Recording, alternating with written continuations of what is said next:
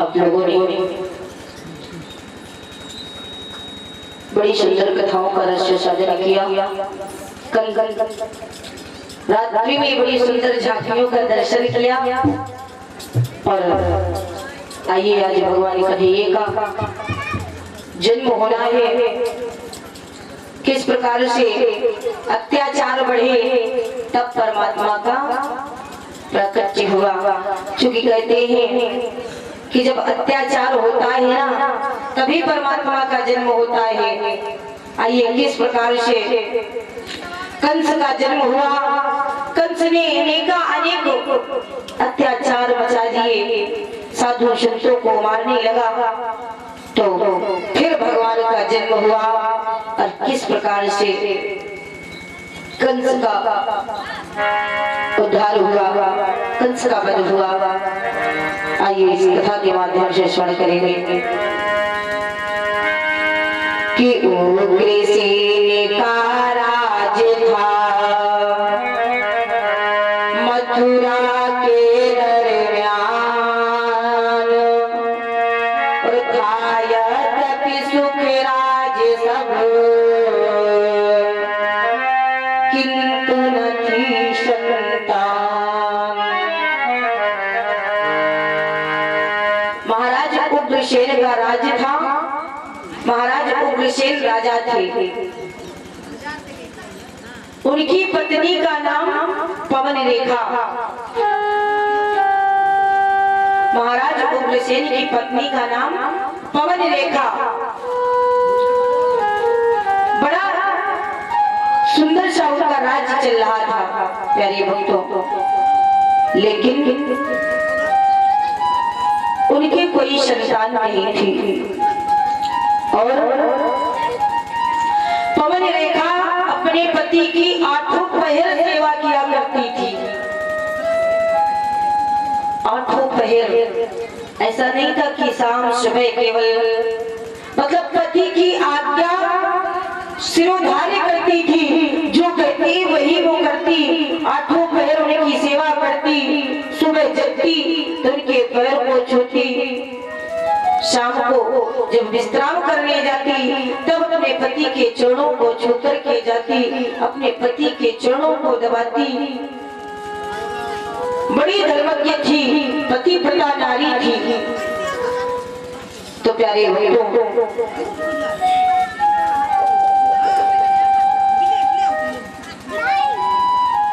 इतना अपने पति की सेवा करती थी कि दिन चर्या से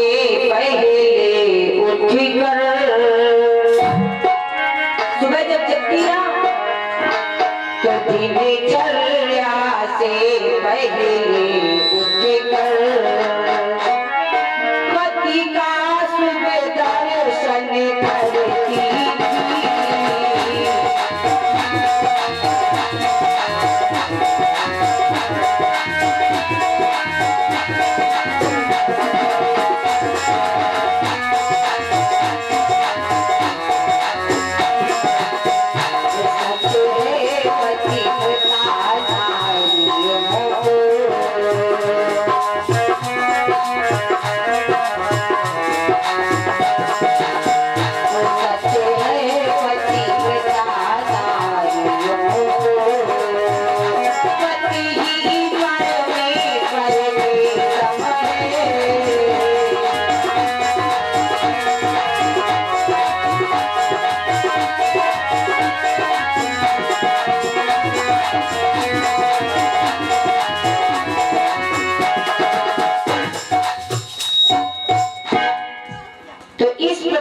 अपने पति की सेवा करती थी मेरी मैया। और आज की माताएं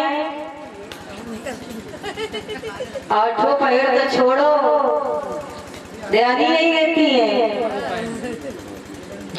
क्यों? सही बात है भैया जी, ऐसा नहीं करना चाहिए। देखो जो भी इसमें मिलेगा तो यही चीजें हैं। अच्छे लोगों की तो चर्चा हर जगह होती है ना। जय हो। तो पवन रेखा सती व्रता थी, अपने पति की सेवा करती थी, तभी तो आज उनकी हम कथाओं को सुन कर रहे हैं। और अगर आप लोग भी अच्छा कार्य करने लगे, पति व्रता बन जाए, तो नहीं पुराण में आएगा, नहीं ग्रंथ में आएगा, तो 2-4-10 गांव में तो फैल ही जाएगा। जय हो। नहीं फैलेगा। जय हो। और 2-4-10 गांव में जब फैल जाएगा तो ऐसा अगर कहीं से निकल जाओगी तो सब लोग कहेंगे ये भैया है, बहुत अच्छी है, अपने पति की बहुत सेवा करती है ना। तो अच्छा मतलब ये करना चाहिए कि नहीं करना चाहिए? करना चाहिए, लेकिन करते क्यों नहीं हो? करना चाहिए। इस प्रकार से पवन रेखा का जीवन था। सुबह जगती तो अपने पति के दर्शन भगवान समझकर के करती थी। और कहा भी गया है कि कई धर्म एक व्रत नेमा, पति की सेवा, पति की आज्ञा, पत्नी को श्रोधार्य करना चाहिए। अब ना करे वो बात अलग है, करना चाहिए, है ना। तो क्या हुआ मेरे भक्तों, एक दिन पवन रेखा उदास बैठी थी अपने घर में। पवन रेखा उदास बैठी थी तो उग्रसेन महाराज आ गए और कहा, प्रिय क्या बात है, क्यों उदास बैठी हो, इस उदासी का क्या कारण है? तो कहने लगी, स्वामी मैं क्या बताऊं, आज मेरा इतना जी घबरा रहा है, इतना जी उब रहा है, ऐसा लगता है कि मैं किसी वन उपवन में घूम लूं तो मेरा मन प्रफुल्लित हो जाए। मेरे मन को शांति नहीं मिल रही है, बड़ी अशांति जैसे लग रहा है मुझे। तो ऐसा लगता है कि मैं किसी बागीचे में ही घूम लूं, सुगंधित फूलों की जब महक हम पर आएगी, मीठी मीठी खुशबू मिलेगी, मंद मंद वायु चलेगी, तो वहाँ हमारा हृदय गदगद हो जाएगा, कुछ हमें शांति मिल जाएगी। सो स्वामी अगर आप कहें तो मैं वन को घुमाऊं। तो प्यारे भक्तों, उग्रसेन महाराज ने कहा, हाँ प्रिय क्यों नहीं, अगर तुम्हारी इच्छा है कि तुम वन को घूमना चाहती हो, वन में फूलों की सुगंध लेना चाहती हो, मंद मंद हवा की झोंके लेना चाहती हो, तो मेरी आज्ञा है, अपने सखियों को लेकर के तुम चली जाओ। तो क्या हुआ प्यारे भक्तों कि एक रोज वह पतिव्रता पति की आज्ञा पाए और चढ़ रथ सखियों के सहित वन को पहुंची जाए। अपने सखियों को लिया और रथ में बैठी और वन को पहुंच गई। तो प्यारे भक्तों क्या हुआ, जब वन में पहुंच गई तो वहां पर सभी सखियों के साथ में घूमने लगे, वन में विचरण करने लगी, इधर से इधर घूमने लगी सभी सखियां। तो बीच में उनकी सखियां दूसरी गली से निकल गई और पवन रेखा अकेली रह गई, तो वो अलग घूमने लगी। इधर एक दुर्मलिक नामक राक्षस, उसने देखा बड़ी सुंदर नारी है, मटक मटक के चल रही है, लंबे लंबे बाल है, मोटे मोटे नैन है, बड़ी सुंदर नारी है। देख करके मोहित हो गया पवन रेखा के ऊपर, इतना मोहित हो गया कि बस उसके मन में पवन रेखा बस गई। तो प्यारे भक्तों, वो सोचता रहा मैं कैसे इसके पास जाऊं, ऐसे तो मैं जा नहीं पाऊंगा क्योंकि राक्षस है। तो मेरी मैयाओं, उसने जो पवन रेखा के पति उग्रसेन थे उन्हीं का रूप धारण कर लिया। द्रुमलिक नाम के राक्षस ने उग्रसेन का रूप बनाया और जाकर के पवन रेखा के पास पहुंच गया और कहने लगा, प्रिय तुम घर से चली आई, मुझे तनिक भी अच्छा नहीं लगा, इसलिए मैं भी आ गया यहाँ पर। पवन रेखा ने कहा, अरे स्वामी क्या बहुत देर हो गई क्या, अभी तो हम आ ही रही थी, अरे आना था तो हमारे साथ आते। तो दुष्ट ने झूठ बोलना प्रारंभ कर दिया। तो कहा, नहीं नहीं प्रिय, ऐसा है ना कि मुझे रहा नहीं गया घर में, इसलिए मैं तुम्हारे पीछे पीछे आ गया। तो क्या हुआ प्यारे भक्तों, कि उग्रसेन का रूप धर मथुरा के गलयान, कि उग्रसेन का रूप धर द्रुमलिक नामी नीच और रानी के निकट जा, काम बाग को सींच। तो प्यारे भक्तों, आज रानी के पास गया और उसके साथ में सती के साथ में भोग कर लिया। और जब भोग कर लिया प्यारे भक्तों, जब ही दुष्ट हटा बाहर तो अपने विशाल रूप में आ गया, राक्षस के रूप में आ गया। अब तो पवन रेखा बड़ी क्रोधित हो उठी, अरे दुष्ट तूने ये क्या किया, मेरे पतिव्रत धर्म को नष्ट कर दिया, मुझे निस्तेज कर दिया। और कहने लगी, क्या कि लाचार हो मैं, निस्तेज हो मैं। अरे दुष्ट, अगर आज मेरे पतिव्रत धर्म को नहीं नष्ट करता तो मैं तुझे जलाकर राख कर देती। और कहने लगी, क्या कि लाचार हो मैं, निस्तेज हो मैं, वरना जौहर मैं दिखलाती, अपनी शक्ति से जला तुझे मिट्टी में आज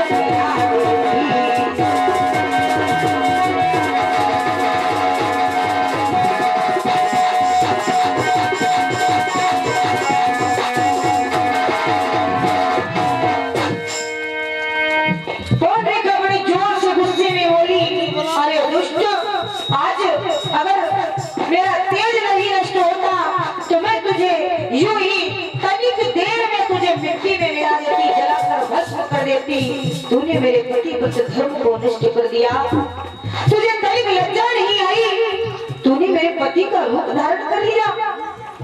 आज पवन रेखा बड़ी जोर से गुस्सा करके उसको चिल्लाती हुई बड़ा जोर का जाट फटकार लगा दिया। तो प्यारे भक्तों, उस राक्षस ने पता है क्या कहा, पीछे जाओ थोड़ी और पीछे।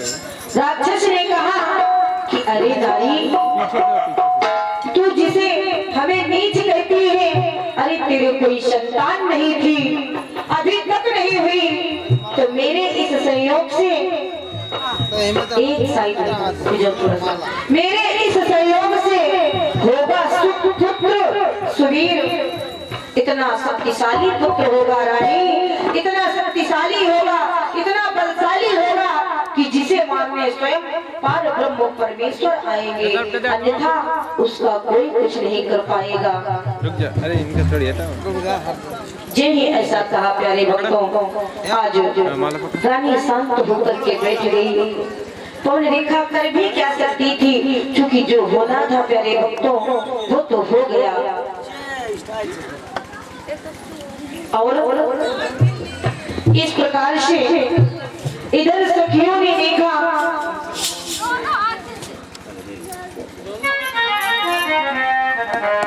इधर सखियों ने देखा कि पवन रेखा पता नहीं किधर चली गई। तो सखियां ढूंढते ढूंढते पवन रेखा के पास आ गई और कहने लगी क्या कि रानी तुम कहाँ चली गई थी? अरे पूरे वन में हम तुमको ढूंढती रही और तुम मिली नहीं, कहाँ थी तुम? जी ऐसा कहा। आज रानी ने कहा कोई बात नहीं है सखियों, तुम हमसे दूर हो गई थी ना, इसलिए हम एकांत बैठ गई थी कि पता नहीं कहाँ चली गई हैं।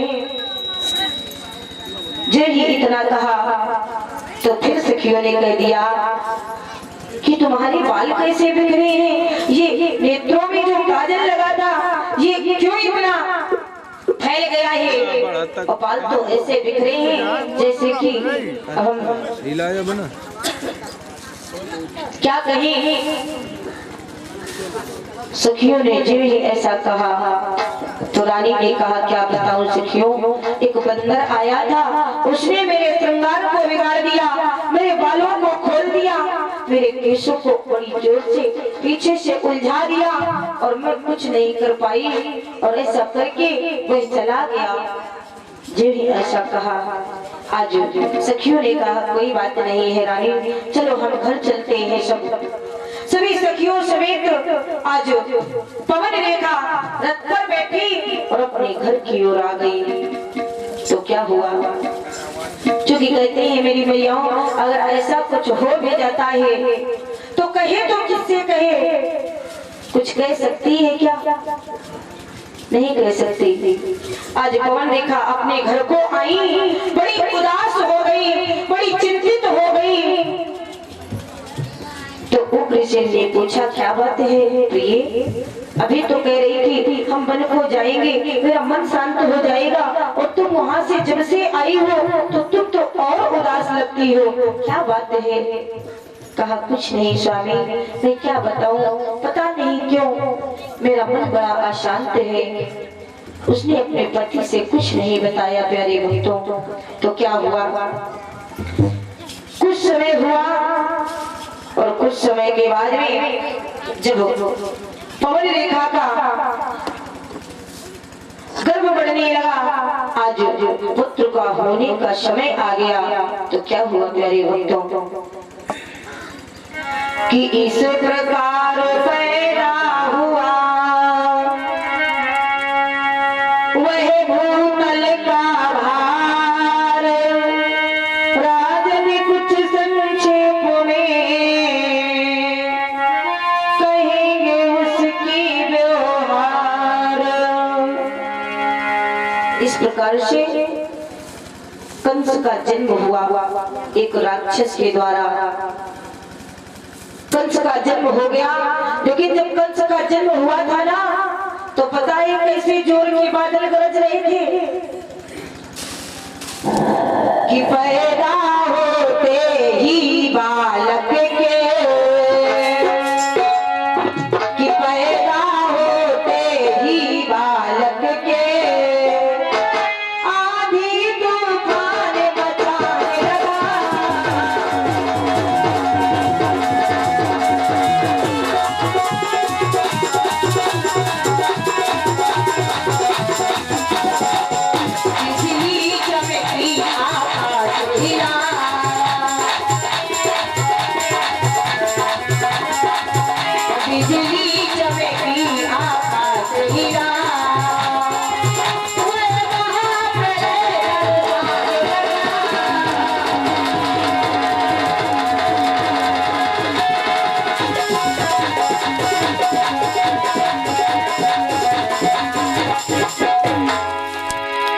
अब समझ लीजिएगा, जब कंस का जन्म हुआ था तो बड़ी जोर के बादल गरज रहे थे और बिजली चमक रही थी।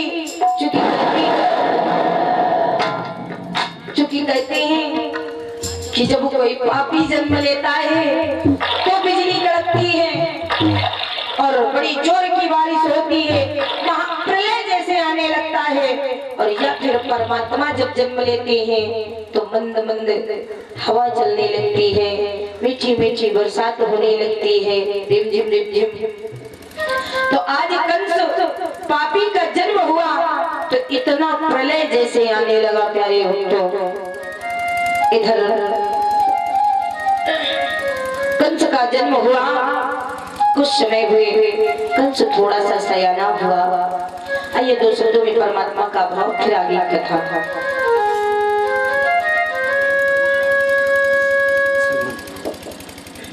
सभी लोग बोले मीठी मीठी तालियों के साथ कि तेरी मन्ने मन्ने मुस्कानियों पे, सब लोग गाएंगे साथ में परमात्मा का भाव कि तेरी मन्ने मन्ने मुस्कानियों पे बलिहारी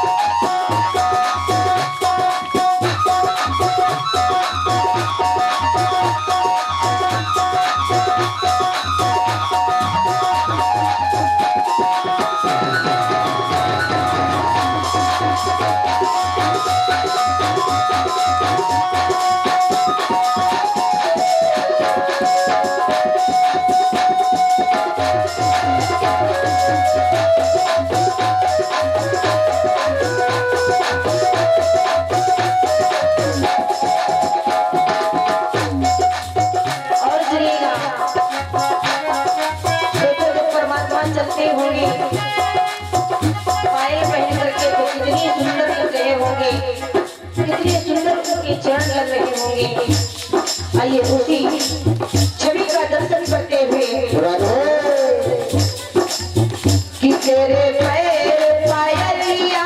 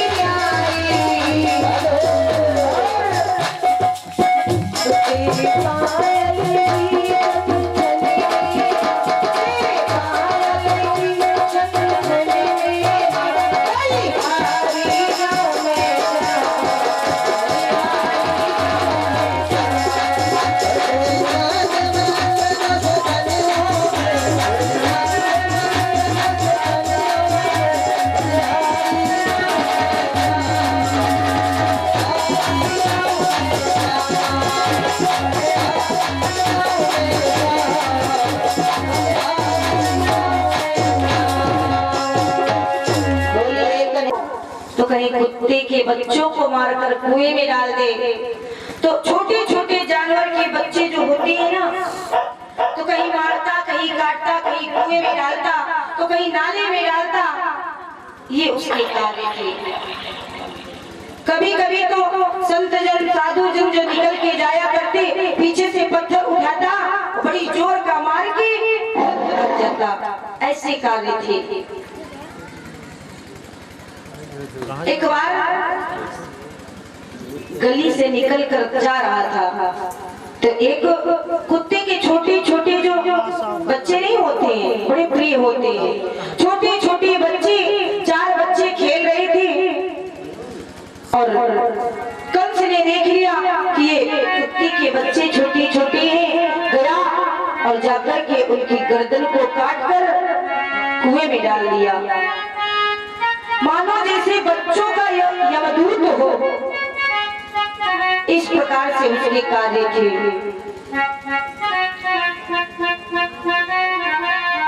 क्योंकि कहा गया है कि बचपन में बच्चे के यमने, मानो जैसे बच्चों का यमदूत हो, ऐसा था कि बचपन में बच्चे के यमने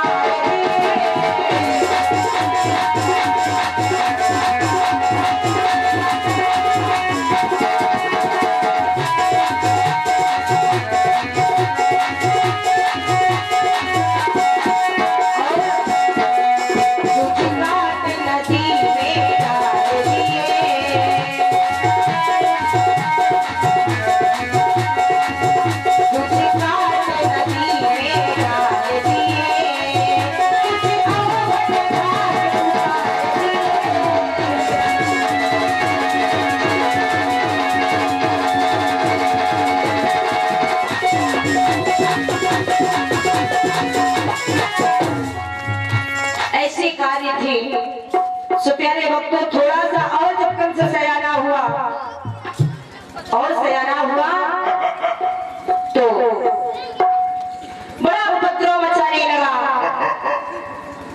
और इतना ही नहीं, जब काफी अत्याचार करने लगा, कहीं संतों को मारना, तो कहीं साधुओं को मारना, गाली देना, शब्द बोलना। तो एक दिन पिताजी ने कहा, बेटा ऐसा क्यों करता है? मैंने तो सोचा नहीं था कि मेरा पुत्र इतना दुष्ट प्रवृत्ति का होगा। अरे तू ऐसा कैसे कर सकता है? हमारे राज्य में ऐसा कभी नहीं हुआ है जैसा तू कर रहा है लाल। जो भी समझाने का प्रयास किया उग्रसेन ने, तो प्यारे भक्तों क्या हुआ कि इन बचनों से लाल का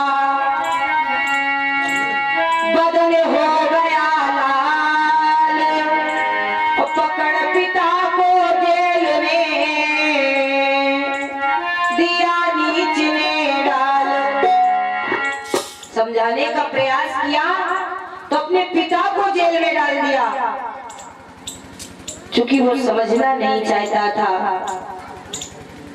इतना दुष्ट प्रवृत्ति का था। कोई अपने पिता को डाल सकता है, लेकिन उसने समझाने का प्रयास किया तो अपने पिता को ही पकड़ के जेल में डाल दिया। अब तो और कोई कहने वाला नहीं, और उपद्रव बढ़ते गए और अत्याचार बढ़ता गया। तो क्या हुआ, एक बार संतों की टोली जा रही थी,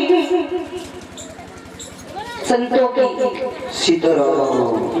तो देखा तो अपने मंत्रियों से कहा, मंत्रीगण आज के बाद हमारे राज्य में कोई उस परमात्मा का नाम नहीं लेगा, कोई भी परमात्मा का नाम नहीं लेगा। अगर जय जयकार होगी तो केवल हमारी होगी, क्योंकि हम यहाँ के राजा हैं और सब हमारे नाम की ही जय जयकार करेंगे। जय हो। जो ही ऐसा कहा मंत्रियों से और कहने लगा, जाओ सारे राज्य में ये बात फैला दो कि भोजराज कंस की सब कोई जय जयकार करे, कोई परमात्मा नहीं है, कोई भगवान नहीं है, यहाँ का भगवान सिर्फ मैं हूँ, मेरी ही जय जयकार होनी चाहिए। जो ही ऐसा कहा और कहने लगा, अगर कोई किसी और भगवान का नाम ले या परमात्मा का नाम लेता हो तो उसको पकड़कर तुरंत जेल में डाल दो, या फिर उसको इतना मारो कि जब तक वो मेरा नाम न जपने लगे तब तक उसको छोड़ो मत। अब तो प्यारे भक्तों, सभी जगह ये बात फैल गई पूरे राज्य में। एक दिन संतों की टोली निकल पड़ी और संतों का स्वभाव होता है, भाई संत तो परमात्मा का ही नाम जपेंगे, दुष्टों का थोड़ी ना जपेंगे। तो संतों की टोली निकली तो वो सीताराम सीताराम कहते हुए बढ़िया झोली डाले, पीले वस्त्र लाल वस्त्र पहने भगवान सीताराम सीताराम गाते हुए जा रहे थे। सीताराम सीताराम गाते हुए चले जा रहे थे। किस प्रकार से,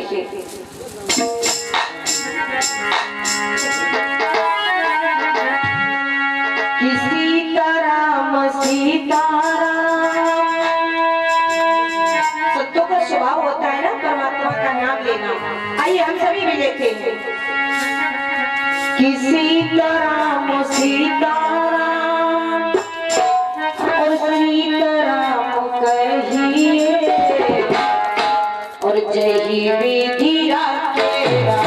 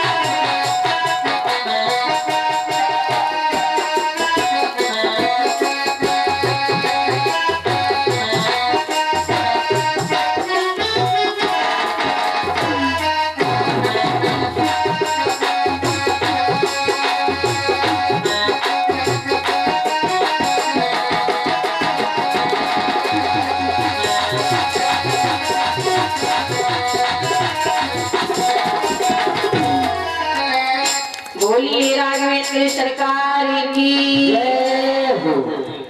और जब ही इस प्रकार से गाते बजाते हुए निकले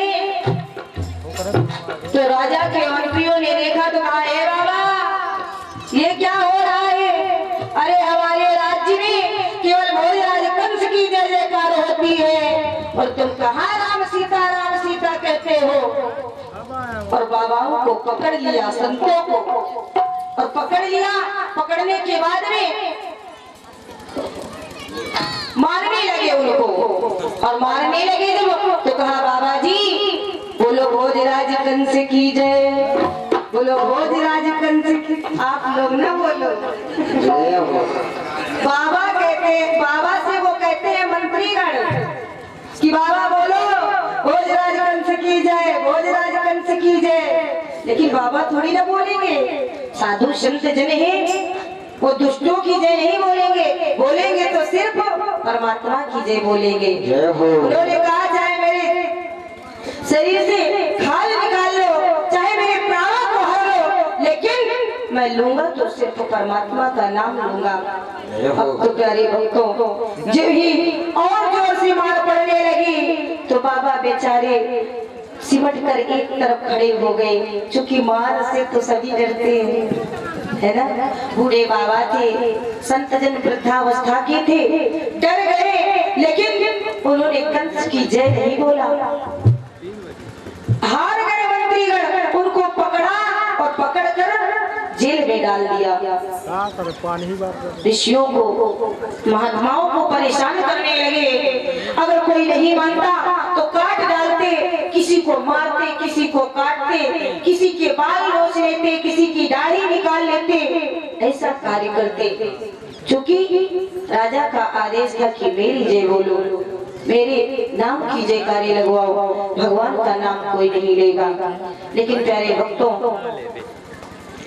जब ऐसा होने लगा, आज सभी देवी देवता, गंधर्व, किन्नर, नाग, यक्ष, सभी लोग देखकर इस दृश्य को हैरान कि जिस पृथ्वी पर संतों का इतना बड़ा सम्मान होता हो, महात्माओं का इतना सम्मान होता हो, वहाँ आज संत महात्मा जन काटे जा रहे, मारे जा रहे। जहाँ पर परमात्मा का नाम लेना चाहिए, वहाँ पर प्रभु के नाम का रोक लग रहा है। बड़ा अनर्थ हो रहा है, ऐसा नहीं होना चाहिए। लेकिन प्यारे भक्तों, जब तक अधर्म नहीं बढ़ता है तब तक परमात्मा का जन्म नहीं होता है, प्रकट नहीं होता है। आज बड़ा अत्याचार मचा पड़ा है। मैया पृथ्वी ने सोचा मैं क्या करूं, इतना भार तो मैं सह नहीं सकती हूँ। आज मैया पृथ्वी रोने लगी, रोने लगी। माँ पृथ्वी के विधाता, संसार पूरा हम पर बसा है, मैं ये सहन कर सकती हूँ। मेरा सीना चीरकर अनाज उगाते हैं, मेरे सीने को छल्ली करके जल निकालते हैं, मैं सब कुछ सहन कर सकती हूँ।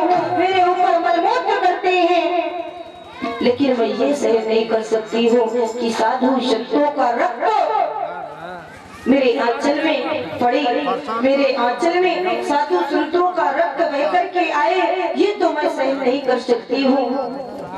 मन में विचार करने लगी क्या करूँ। आज मैया पृथ्वी ने गौ रूप धारण कर लिया। काहे का रूप? गाय का रूप।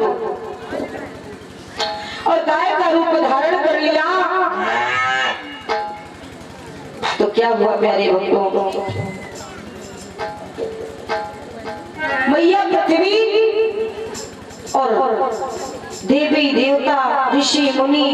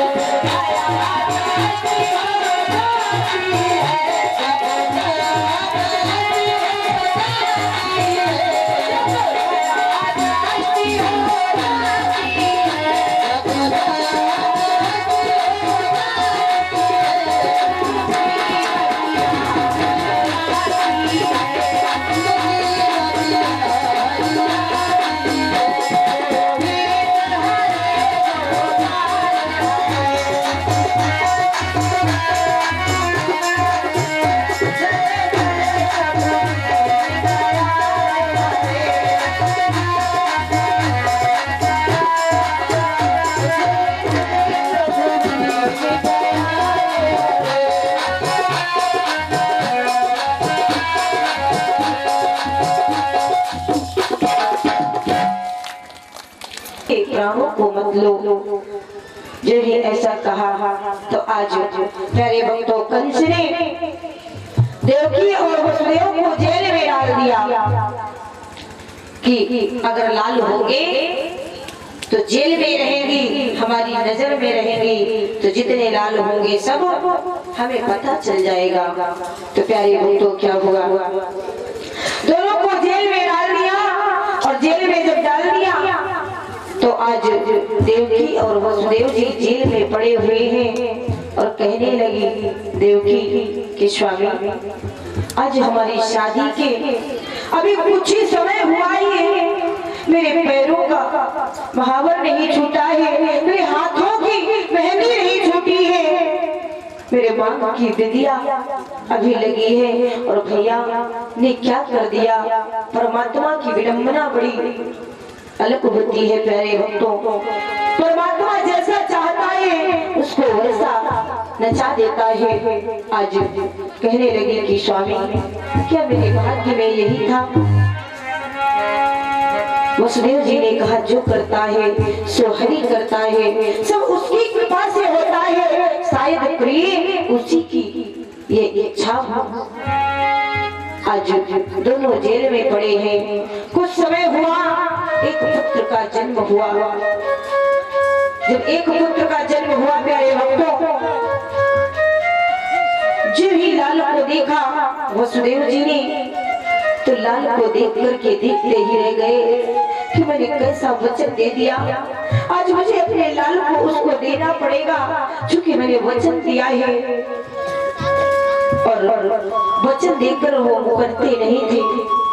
तो आज भैया देवकी से उस लाल को लिया और कहा प्रिय मैंने वचन दिया है तुम्हारे भैया को कि जितने लाल होंगे मैं सब लाल उनको दूंगा जाकर के, सो इस लाल को मुझे दे दो।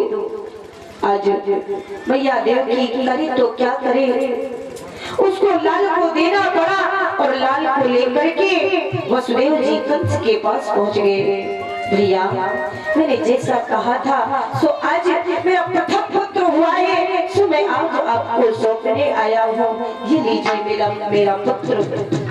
कंस ने जो ही देखा तुरंत उस बच्चे को ले लिया और जब ले लिया तो इधर पीछे से चुकी कहते मैयाओं का हृदय बड़ा कोमल होता है। अपने बच्चे के लिए भैया देवकी रोते रोते अपने भैया के पास पहुंच गई। कहा भैया इसको मत मारो, कोई भैया अपने लाल को अपनी आंखों के सामने मरता देख सकती है। शांत रहो भैया, आप लोग छप्पर के नीचे जो बैठे हैं सब लोग शांत रहो। तो आज मैया ने कहा कि भैया ये मांस का लोथड़ा है, ये तुम्हारा क्या बिगाड़ेगा। अरे तुम्हें तो 8वें पुत्र से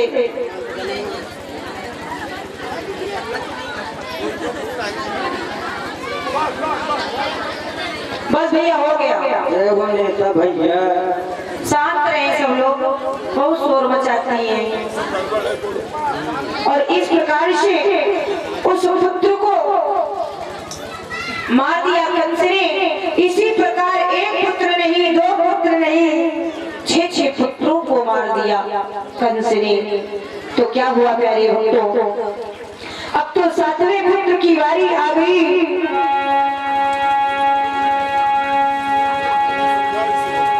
तो क्या हुआ, जब ही 7वें पुत्र की बारी आई तो माया ने उस गर्भ को निकाल करके रोहिणी के गर्भ में डाल दिया माया ने। और कंस को लगा कि कुछ नहीं हुआ, खंडित हो गया।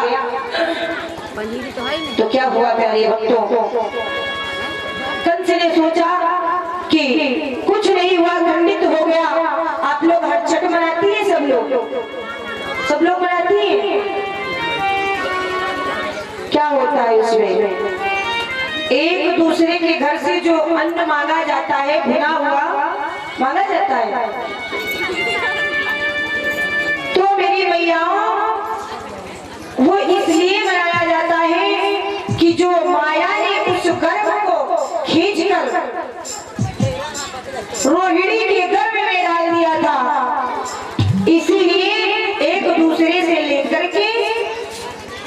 लोग जैसे कहती नहीं है कि ये हमसे बदल लो और ये हमको दे दो, वो आप ले लो, करती है, उसी को भरती है। तो वही बलराम, जो बलराम जी का जन्म हुआ था, माया ने इस गर्भ से निकालकर रोहिणी के गर्भ में डाल दिया था, इसीलिए हर छठ मनाई जाती है। और मेरी मैयाओं, हर छठ में जो भुना हुआ अन्न भरती हैं आप लोग, भुजा हुआ बहुरी, ये नहीं भरा जाता है, भूज करके, भूज कर नहीं भरा जाता है, कच्चा अन्न भरा जाता है, क्योंकि कच्चे अन्न में प्राण होते हैं। सजीव निर्जीव सुना है, तो भुज गया तो निर्जीव हो गया, और जो कच्चा है तो सजीव है। तो परमात्मा ने क्या उस गर्भ को मार करके डाला था क्या प्राणों को? ऐसा तो नहीं किया था। उनके गर्भ से उस प्राण को लेकर के उनके गर्भ में डाल दिया, तो उसमें जीव था। सो इसलिए वो जो बहुरी भरी जाती है, भोज कर अन्न भूज कर नहीं भरा जाता है, कच्चा अन्न भरा जाता है। भले एक दूसरे से आप लोग ले लें, लेकिन भूज करके ना भरे, वो निर्जीव हो जाता है, उसमें कोई जीव नहीं रह जाता। इसलिए कच्चा अन्न भरे, जब भी हर छठ आए तो कच्चा अन्न भरे। इसीलिए यहीं पर बताया गया है कि उनके गर्भ से निकालकर उनके गर्भ में डाल दिया, तो इधर से बोरी लेकर के अपनी बोरी उधर दे दी गई, उधर से इधर ले ली गई, फिर उसी को भरा जाता है। हर छठ बलराम जी का जन्म दिवस भी है। बहुत अच्छा आप बहन जी से सुन रहे हैं। हर छठ जब मनाए पर भूज करके कुंडों में नहीं भरना चाहिए, ये शास्त्र रहता है। किसी को भूज दिया जाए और फिर पूजा जाए तो उसे कष्ट होता है, क्योंकि अन्न में देवताओं का वास होता है। तो देवकी के गर्भ से रोहिणी के गर्भ में जिंदा डाला गया था, भूज करके नहीं डाला गया था, ये शास्त्र कहता है। मानना ना मानना दोनों मर्जी आपकी है। बोले राम भगवान की। और क्या हुआ, सभी लोग हाथ जोड़ करके बैठे हैं, परमात्मा का जन्म होने वाला है, बस तुरंत हाथ जोड़ करके बैठे सभी लोग कि अब आगे के गर्भ में आते हैं अधुनाथ, श्रोतागण पहले उन्हें सादर जोड़ो हाथ। सभी देवी देवता, गंधर्व, किन्नर, नाग, यक्ष, 33 कोटि देवी देवता सभी सूर्यमंडल में हाथ जोड़ करके खड़े हैं कि हे प्रभु, कब आप आएंगे, कब आपका जन्म होगा। तो आइए हम सभी भी हाथ जोड़ करके 2 शब्दों में परमात्मा को बुलाते हैं और फिर आगे कथा। सभी लोग हाथ जोड़कर बैठे हैं, क्योंकि परमात्मा आने वाले हैं ना, इसलिए जय हो। कि मेरा छोटा सा संसार, कि मेरा छोटा सा संसार हरि आधा हो गया। मेरा छोटा सा संसार हरि आधा हो गया।